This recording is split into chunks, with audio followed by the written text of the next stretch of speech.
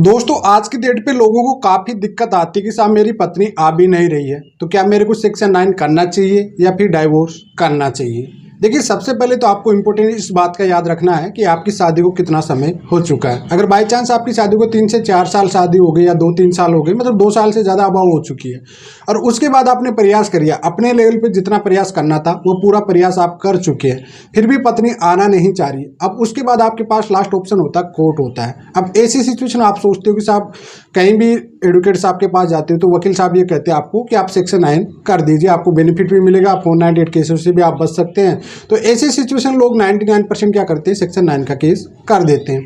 अब सेक्शन 9 का केस करने के बाद दिक्कत कहाँ पे क्रिएट होती है, मैं आपको बता देता हूँ। आप पे सेक्शन 9 एक सिविल केस होता है, किसी तरह की बाउंडिंग नहीं होती है, हस्बैंड वाइफ के रिलेशनशिप में किसी भी तरह से कोई बाउंड नहीं कर सकता है, चाहे तो पत्नी आए चाहे तो नहीं आए। तो लोग पश्चाताप करते हैं आज की डेट पे, सोशल मीडिया पे हर जगह इनको पता चलता है कि यार सेक्शन 9 करने में साल 2 साल 3 साल लग जाते हैं।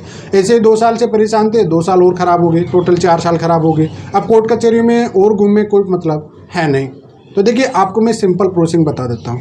जब भी आपके सामने सिचुएशन ऐसी क्रिएट होती है तो सेक्शन 9 गलती से भी ना करें आप। जी हाँ, आप ये सोचते भी सेक्शन 9 का आपको 498 केस मेरी में बेनिफिट मिल जाएगा, नहीं मिलने वाला, क्योंकि 498 केस डीवी केस होते हैं, वो क्रिमिनल केस होते हैं, और सेक्शन 9 एक सिविल केस होता है। तो यहाँ पे एक क्रिमिनल केस जीत जाता है। यहाँ पे भाई एक जगह पत्नी बोलती मेरे साथ वायलेंस होता है, अब आप एक सिविल केस सेक्शन 9 कर दिए तो वहाँ पे आपकी बात बनने वाली नहीं है। तो ऐसी सिचुएशन भैया सबसे बेस्ट ऑप्शन होता है आपके पास डाइवोर्स केस करने का। जी हाँ, अब आपके पास डिजर्शन का, मेंटल हरासमेंट का, भाई पत्नी नहीं आ रही, इस वजह परेशान है, मैं बार बार प्रयास किया हूँ, आना नहीं चाहती है, साथ भी रहना नहीं चाहती है, पूरा ग्राउंड आप बनाइए और डाइवोर्स का केस आप अप्लाई कर दीजिए।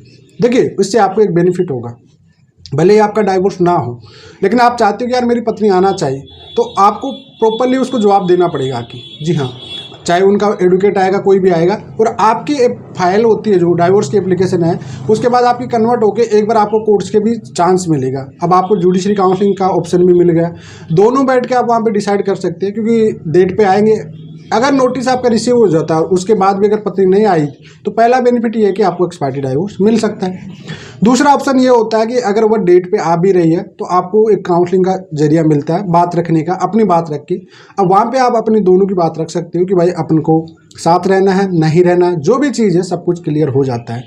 डाइवोर्स केस का अप्लाई करने का मतलब ये नहीं हो गया आप डाइवोर्स लेना चाह रही हो। भाई जब पार्टी को जो ईगो अहंकार है कि साहब मुझे रहना भी नहीं, तलाक भी नहीं देना, तो आप सिंपल सा डाइवोर्स केस उठा के डाल दीजिए, कोई मतलब नहीं है, किसी की माथापच्ची नहीं करना।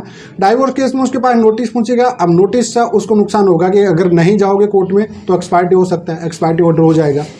अगर वह आ रही है तो आपको बैठ के काउंसलिंग में ऑप्शन मिलेगा कि आप दोनों डिसाइड कर लो। कोर्ट भी हमेशा आपको ऑप्शन देता रहता है कि भाई आप बैठ के एक बार सॉर्ट आउट कर लीजिए, सोच समझ लीजिए अच्छे से।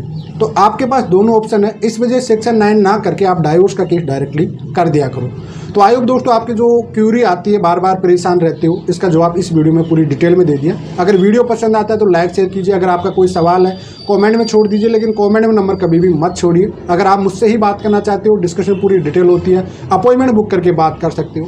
फेसबुक पेज मेरा डिस्क्रिप्शन में मिल जाएगा आपको, साथ ही में इंस्टाग्राम का लिंक डिस्क्रिप्शन में मिल जाता है, दोनों पे आप फॉलो करके वहाँ पे मैं लाइव आता रहता हूँ, दोनों को भी आप फॉलो कर सकते हो। फिलहाल आज के लिए इतना ही। जय हिंद, वंदे मातरम दोस्तों।